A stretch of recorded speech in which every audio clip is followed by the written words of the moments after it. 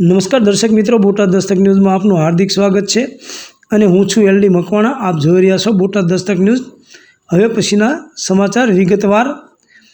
રાષ્ટ્રીય શાયર ઝવેરચંદ મેઘાણીજીની 78મી પુણ્યતિથિ નિમિત્તે બોટાદના બહુમુખી પ્રતિભા ધરાવતા બોટાદના મેઘાણી ચાહક ગૌરક્ષક સામતભાઈ જેબલિયા અને ભાજપના નગરપાલિકા મેમ્બર સતુભાઈ દાદલ સાહેબ તથા વિશ્વ હિન્દુ પરિષદના બોટાદ જિલ્લા અધ્યક્ષ મોન્ટુભાઈ માળી સહિત અનેક મેઘાણી ચાહકોની ઉપસ્થિતિમાં બોટાદ સરકારી હાઈસ્કૂલ પાસે આવેલ મેઘાણીજીની પ્રતિમાને સામતભાઈ જેબલિયા દ્વારા મેઘાણીજીની પ્રતિમાને કેસરીઓ સાફો બાંધી પુષ્પમાળા પહેરાવી ભાવભરી શ્રદ્ધાંજલિ આપવામાં આવેલ। આ તકે સામતભાઈ જેબલિયા દ્વારા જણાવવામાં આવેલ કે ઝવેરચંદ મેઘાણીજીએ 18 વર્ણનો સત્ય ઇતિહાસ લખેલ, જેમાં સુદામડાના કાનિયા ઝાપટાનો તથા જેતપુરના જોગડા ઢોલીનો પણ ઇતિહાસ લખેલ, તેમજ તે જ રીતે કાઠી ક્ષત્રિય સમાજનો ધૂળમાં ધરબોળાયેલો સત્ય સુવર્ણ ઇતિહાસ લખવા માટે મેઘાણીજી ગામો ગામ ફરી ગામને પાદર પૂજાતા સૂર્યના પાળિયાઓ ધોઈ તેમાં કંડરાયેલા ઇતિહાસ એકઠો કરી ગામના વયોવૃદ્ધ અને ચારણ બારોટ મીર જેવા જાણકાર પાસેથી હકીકત મેળવી અસંખ્ય પુસ્તકો પ્રગટ કરેલ, જેમાં સૌરાષ્ટ્રની રસધારા ભાગ 1 થી 5 પ્રગટ કરી કાઠી ક્ષત્રિય સમાજમાં થઈ ગયેલ સંતો, મહંતો, સુરીરો, દાતારો, બહારવટિયા વગેરેની સત્ય હકીકતો લખી પ્રગટ કરી કાઠી ક્ષત્રિય સમાજને 4 ચાંદ લગાડી દીધેલ। એટલે સામતભાઈ જેબલિયા તેમની ભાવના પ્રગટ કરતા જણાવે છે કે ઝવેરચંદ મેઘાણીજીના પરિવારને કાઠી ક્ષત્રિય સમાજ પોતાના શરીરના ચામડાની મોજડી શિવડાઈ પહેરાય તો પણ મેઘાણીજીનું ઋણ અદા ન થઈ શકે। અને સામતભાઈ જેબલિયા તો ત્યાં સુધી જણાવે છે કે સમગ્ર કાઠી ક્ષત્રિય સમાજે ઈષ્ટદેવ અને કુળદેવીના ફોટાની જેમ મેઘાણીજીનો ફોટો પણ દરેક ઘરમાં રાખવો જોઈએ, જેથી ઉગતી પેઢી મેઘાણીજીને જાણે અને માણે। સામતભાઈ જેબલિયા દ્વારા છેલ્લા 35 વર્ષથી બોટાદમાં મેઘાણીજીની જન્મજયંતિ પુણ્યતિથિ ઉજવે છે, તેમજ બોટાદના મેઘાણી ચાહક સામતભાઈ જેબલિયાની યાદીમાં જણાવ્યું છે। Botad Dastak news, L D Makwana, Botad.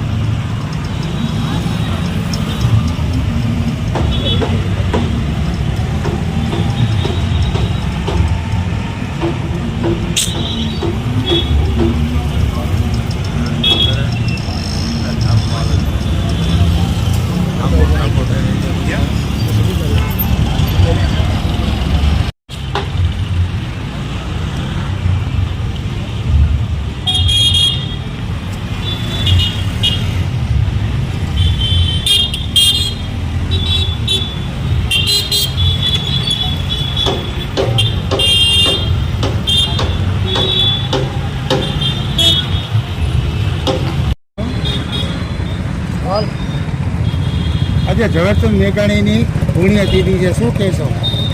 હું રાષ્ટ્રીય શાયર ઝવેરચંદ મેઘાણીના ચાહક સામતભાઈ જેબલિયા બોટાદ। આજે રાષ્ટ્રીય શાયર ઝવેરચંદ મેઘાણીની 78મી પુણ્યતિથિ છે।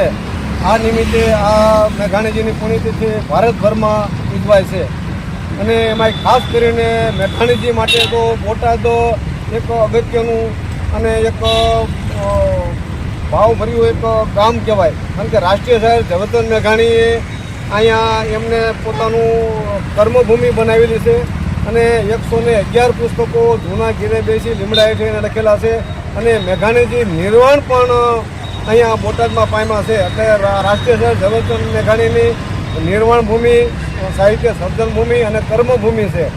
એટલે આજે ગામો ગામ ઉજવે છે। આજે અમે બોટાદની માલપા રાષ્ટ્રીય શાયર ઝવેરચંદ મેઘાણીની 78મી પુણ્યતિથિ ઉજવવા જઈ રહ્યા છીએ। ત્યારે અમારી યારે બોટાદના મહાનુભાવોમાં વિશ્વ હિન્દુ પરિષદના અધ્યક્ષ સતુભાઈ દાદલ, મોન્ટુભાઈ માળી અને બીજા અન્ય મહાનુભાવો આવી અને મેઘાણીજીને પ્રતિમાને કેસરીઓ સાફો બાંધી અને પુષ્પાંજલિ આપી અને અમે આજે એમને 78મી પુણ્યતિથિનો અમે ભાવભરી અમે ઉજવણી કરીએ છીએ.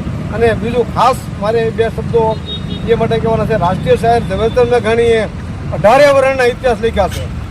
કાનિયા ઝાપડાથી માંડી અને જોગડો જેતપુરનો અને બધા એમાંય અમારા સૌરાષ્ટ્રની રસધાને 1 થી 5 ભાગ લખી અને કાઠી ક્ષત્રિય સમાજને 4 સ્થાન લગાડી દીધો છે. અમને કાઠી ક્ષત્રિય સમાજને ઉજાળા કરી. જોકે કાઠી ક્ષત્રિય સમાજનો ઇતિહાસ તો ઉજળો જ હતો, પણ તે ધૂળમાં ધરબાઈ ગયેલો હતો.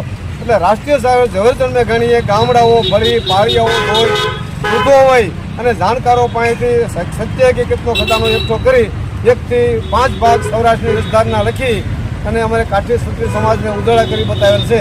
એટલે અમે અમારા કાઠી ક્ષત્રિય સમાજને તો હવારમત કહેવી છે કે ઝવેરચંદ મેઘાણીના પરિવારને આપણા કાઠી સમાજના તાંબડાની મોજડી સીવડાવીને પહેરાવી તોય પણ ઋણ અદા થઈ શકે એમ નથી. અને હું તો ત્યાં સુધી કહું છું કે કાઠી ક્ષત્રિય સમાજે ઝવેરચંદ મેઘાણીનો ફોટો પણ જેમ સૂર્યનારાયણનો અને કુળદેવનો ફોટો રાખે ને એમ મેઘાણીનો દરેક કાઠી ક્ષત્રિય સમાજે ઘરમાં ફોટો રાખવો પડે, જેથી ઉગતી પેઢી જોવે ને જાણે. જય જય મેઘાણી.